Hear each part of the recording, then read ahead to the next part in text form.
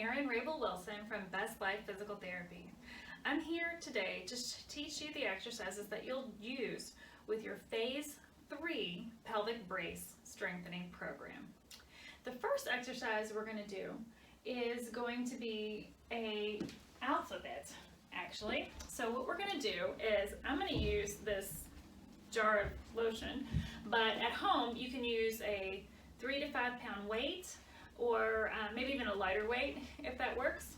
And what you'll do is you'll stand with your arms out in front of you, and in order to do this exercise you may actually want to stand with on one foot. So on one foot you'll stand, and then arms out in front, and we'll draw the alphabet with that weight in front of us. So basically, before you start any of our exercises in the Phase 3 program, you're going to do the pelvic brace. So inhale to prepare. As you exhale, close the openings, lift towards your heart, bring your belly button in towards your spine, and then you'll go ahead and begin the exercise.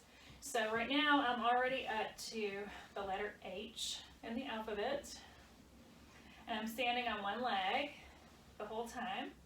If you have a Bosu ball at home, you can use one of those and stand in the middle of that.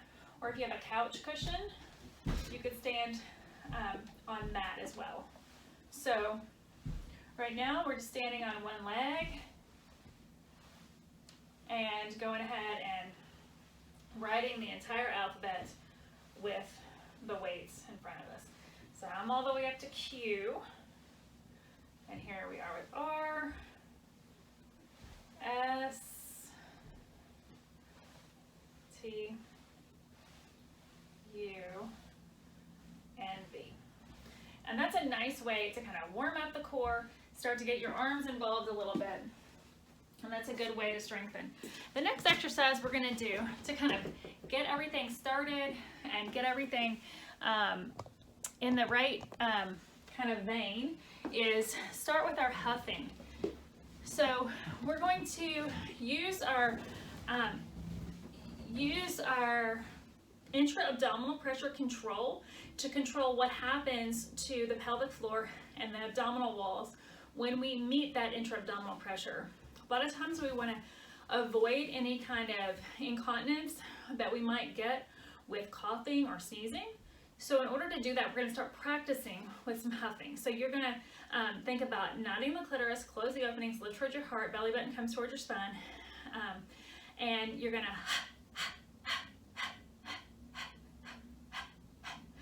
relax back down. I've got you sitting on a ball or a soft surface. A chair would be fine to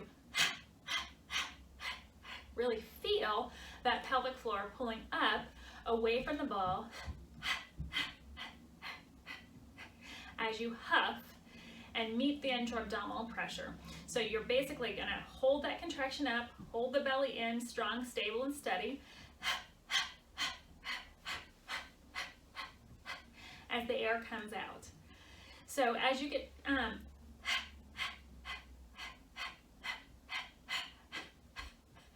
good at that, then you can take longer huffs and don't have to worry so much about taking the breath in. And you'll notice that your hand stays nice and stable on your abdominal wall. It's not coming out and in and out and in when you're breathing. We're holding this nice, stable, sturdy, and steady. The pelvic floor is coming up each time that you huff, so that that intra-abdominal pressure isn't pushing down and out this direction, or down and out, or out this direction with your belly. Okay, so huffing, and I want you to do that for about 3 minutes, and that's a great thing to start. It's going to kind of, you don't have to sit there and do your Kegels anymore, because you're doing those with every exercise at this point. And then with your huffing, that's just a new way to meet that resistance. On our next phase, on our Phase 4, we will start with a little bit of jumping, and so the huffing gets us ready for the jumping. Okay, all right, so now we're going to take our ball and we're going to move it against the wall over here a little bit, so that we are going to use our weight and a ball and a another small ball. So we've got a ball against the wall. So put that against your back there. You're going to take another small ball, or I've got a bolster here, and I'm going to use that between my knees. Then I'm going to take a weight in my hands. So before I begin, I'm going to my feet are walked out in front of me. I'm going to close the openings in my pelvic floor, lift toward my heart. Belly button comes in toward my spine. I'm going to squeeze my ball between my knees, and then I'm going to take my weight here, press it together, and as I come down to a 90-degree position with my ball, I'm going to squeeze that and hold the weight out in front of me for 5 seconds, and then come back up. We'll do 10 of those. 2, 3, 4, 5. 3, 2, 3, 4, 5. You get the gist?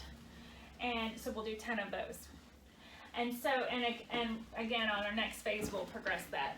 Go ahead and put that down. Now we're going to go back over to the wall where I've got this band set up. And what I've done here is I've tied the band and shut it in the door. Then it's doubled up. So we're going to take a hold of this band. Inhale to prepare. As you exhale, draw everything in. And you're going to go ahead and keep this right in the midline. So both hands are clasped on the band, but I'm facing perpendicular to the wall. And I'm just going to take 3 steps away from the door. 1, 2, 3, and then back slowly. 1, 2, 3. And as I do that, I'm keeping this right in the center of me. So we'll take 5 steps away, or excuse me, 3 steps away, but we're going to do 5 repetitions. And then we're going to flip around and do the other side. And then we're going to do 1, 2, 3. You'll notice that when I do this, I'm not twisting through the body at all. I'm staying nice and center, right in the center. Very good. And so that's the multifidus walk. We will make this one harder on your next phase. And then we are going to go ahead and do our lunges and our exaggerated gait. So lunges, actually, we need to kind of come down this way a little bit so we can see what lunges look like. So when we start with our lunge, we're going to kind of come forward into a lunge position. The knee is going to stay over the foot, and you're going to come down into this position. And then you can actually walk straight through, and then again, when you come down, the knee stays right over the foot. And if you've got some place where you can kind of walk and go along the room, that's perfect. If your balance is a little off, then what I suggest is that you do a step 2. So you'll come down into a lunge like this, knee right over the foot, and then step 2, and then change feet and walk forward. Instead of stepping and going all the way through like that, you'll step in the middle. So we're going to do 10 of those lunges on each leg. And the last part of the phase 3 exercises is going to be exaggerated gait. So with exaggerated gait, what that looks like, we're going to do that in 3 directions. The first one is going to be, it's as if you're stepping over a baby gate. So you're going to bring that foot up and over, heel is going to come down. When you do exaggerated gait, I really want that foot to be quiet when it hits the ground. And then you're going to roll forward, step up and over. Foot's going to be quiet when it hits the ground. So basically, I didn't mention this, but with every exercise, you're going to close those openings, lift towards your heart, belly button comes in toward your spine. That's your main focus. So do all that first. Exaggerate gait, quiet feet. That's exaggerated gait. Forward. Then you'll turn sideways. You have a baby gait right here, trying to step over. Step over that baby gait, quiet feet. Bring it back. So you'll go sideways about 10 steps each direction. Good. And then you'll go and turn backwards.